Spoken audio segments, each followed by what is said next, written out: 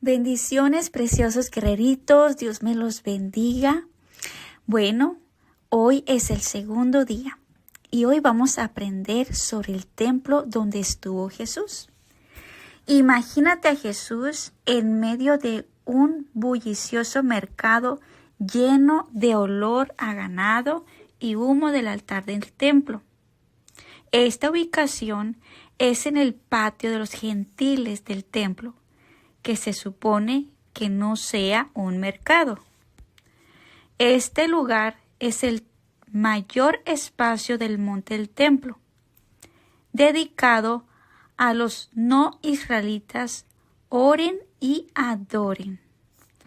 Los dirigentes del templo, a los que no les gustaban los no israelitas, estaban muy cómodos de convertir su espacio de oración en un concurrido mercado. Así que Jesús organizó una protesta profética. De pie en el centro del patio, Jesús gritó palabras de Isaías y Jeremías. Mi casa será llamada casa de oración, pero ustedes la están convirtiendo en una cueva de ladrones. Asimismo dice en Isaías 56:7 y Mateo 21:13, Jeremías 7:11.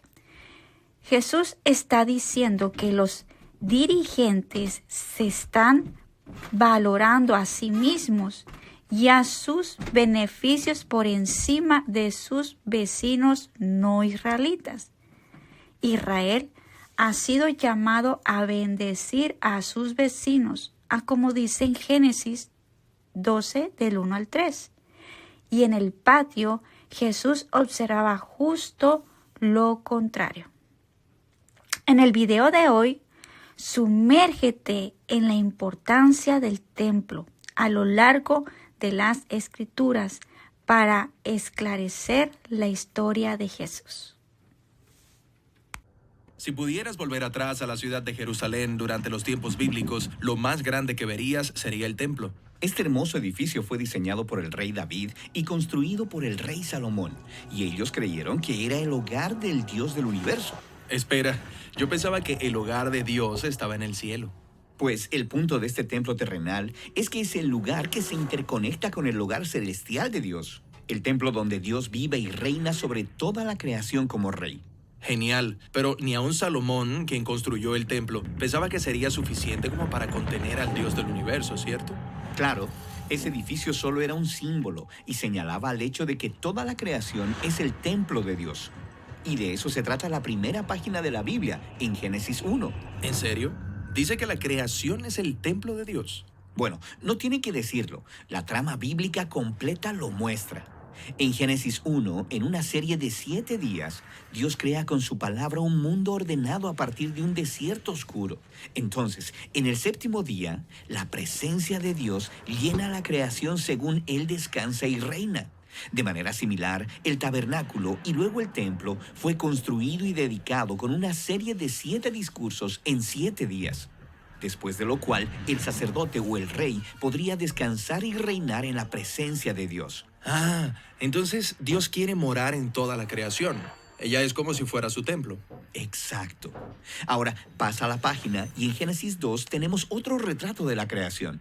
Este se enfoca en la tierra y en el centro de la tierra está esta región llamada Edén, que en hebreo significa deleite. Y en el centro del deleite, Dios planta un jardín donde Dios y la humanidad viven juntos. Y es por eso que el templo fue modelado como si fuese un jardín. Lleno de imaginería en oro y flores, la menorá simbolizaba el árbol de la vida. Es el lugar donde Dios mora con su pueblo. Oh, ya comprendo. Y escucha esto. En el templo, los sacerdotes israelitas y los levitas debían labrar y guardar el templo en la presencia de Dios. Y esta es la misma descripción que Dios le da a la humanidad en el Edén. Así que los primeros humanos fueron los primeros sacerdotes. Pero en vez de reinar con Dios, ellos quisieron reinar bajo sus propios términos y fueron expulsados del jardín templo. Y al igual que Adán y Eva, los líderes de Israel también quisieron reinar bajo sus propios términos, y ellos también fueron expulsados. El templo fue destruido silencio y esto les dejó pensando, ¿acaso abandonó Dios a Israel? ¿Traerá Dios una nueva creación? Pues los profetas bíblicos anticiparon el día cuando Dios crearía un nuevo templo con un nuevo sacerdocio. Ahí será cuando la presencia de Dios llenaría toda la creación. Y cuando los israelitas regresaron a la tierra, ellos reconstruyeron el templo. Pero ese templo no resultó ser lo que los profetas esperaban. De hecho, los profetas posteriores dijeron que este templo era corrupto y sin esperanza. Así que continuaron esperando la llegada del templo final. Y es así como llegamos a la historia de Jesús. Jesús dijo que a través de él, la presencia y el reinado de Dios entrarían en nuestro mundo de una nueva manera, y se presentó a sí mismo como un nuevo tipo de sacerdote. Pero Jesús no era un sacerdote, y él no trabajaba en el templo. Así es, Jesús dijo que la presencia de Dios, su descanso y su reinado estaban llenando el mundo a través de su vida, su muerte y de su resurrección. Jesús estaba diciendo que Él era el verdadero templo, y este nuevo templo se expandiría hasta incluir a toda la creación. Esto no es poca cosa. Y Él diría más. Luego de su resurrección, Jesús dijo que la presencia de Dios vendría y moraría entre sus seguidores, de manera que ellos se convertirían en pequeños templos. Comunidades de personas donde Dios descansa y reina. Exactamente.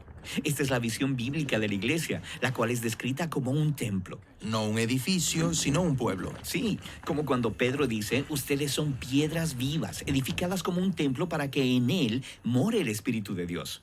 Así que al final de la historia bíblica, ¿volveremos a tener un templo físico?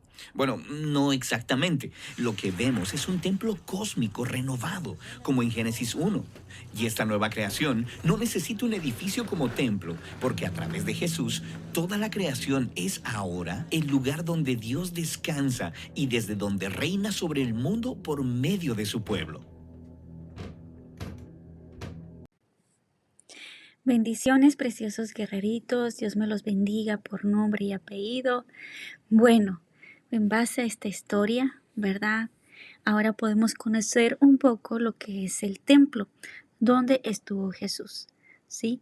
Bueno, ya sabemos que en ese lugar también iban las personas que no eran israelitas, ¿sí? Mas, sin embargo, el pueblo de Israel, como siempre en esa época, pues se desviaban y hacían lo incorrecto, ¿sí? Pero por eso nosotros hoy en día, en base a esta historia, ¿cómo podemos aplicarla? Bueno, a nuestra vida. Dice la palabra de Dios que ahora nuestro cuerpo, nosotros somos el templo del Espíritu Santo de Dios. Amén.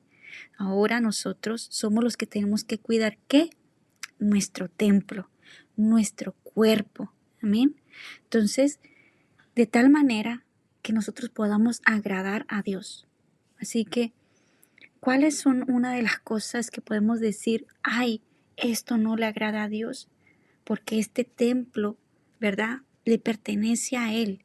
Y si yo quiero que Él reine en mi vida, en mí, por lo tanto tengo que cuidarme.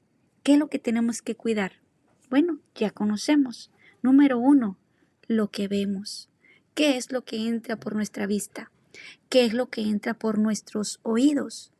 ¿Qué es lo que nosotros hacemos con todo nuestro cuerpo? ¿Lo estamos cuidando?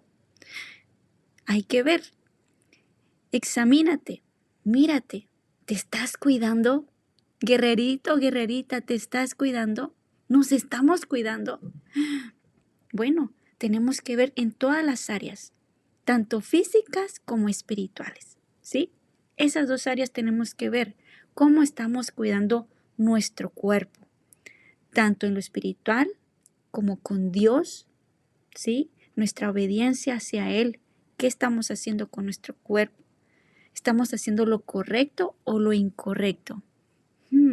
Hay que pensar. Y en lo físico, ¿qué estamos haciendo? ¿Estamos comiendo bien? ¿O solo estamos comiendo dulces? A ver. Así que si mami, tu abuelita, tu tía, ¿verdad? Tu papá, sea quien sea que te diga, no comas dulce o no comas tanto dulce, no comas tanto pan. ¿Por qué te lo está diciendo? Por tu propio bien, porque ese cuerpo allí es el templo de Dios. Tú eres ese templo de Dios. Así que hay que cuidarlo, ¿ok? Muy bien. En base a eso, vamos a hacer una pequeña oración, muy cortita, para despedirnos, ¿ok? Muy bien, cierren sus ojos. Eso es. Digan, Dios Todopoderoso, cuyo Hijo no ascendió al gozo, sino que antes padeció dolor y no entró en la gloria antes de ser crucificado. Otra vez, y no entró en la gloria antes de ser crucificado. Concédenos por tu misericordia que, caminando por el camino de la cruz, no encontremos en él más que el camino de la vida, la paz y tu amor. Por Jesucristo nuestro Señor. Padre, que en esta hora, si yo en un momento he descuidado mi templo, el templo que tú me diste a mí, perdóname. Perdóname porque no he hecho lo correcto. Perdóname. En esta hora yo me arrepiento y te pido que me ayudes a cuidar mi templo. Espíritu Santo de Dios, lléname de ti y que sea la sangre de Cristo Jesús que me cubra desde mi cabeza hasta la planta de mis pies. Padre, entra en mí. Lléname de tu presencia, de tu paz, del gozo. En el nombre de Jesús. Amén. Muy bien. Si hiciste esta oración, le vas a decir a tu capitana que hiciste la oración que la comandante Berlín dijo que hicieras. ¿Ok? Muy bien. Bueno, nos vemos para la próxima. Dios los bendiga.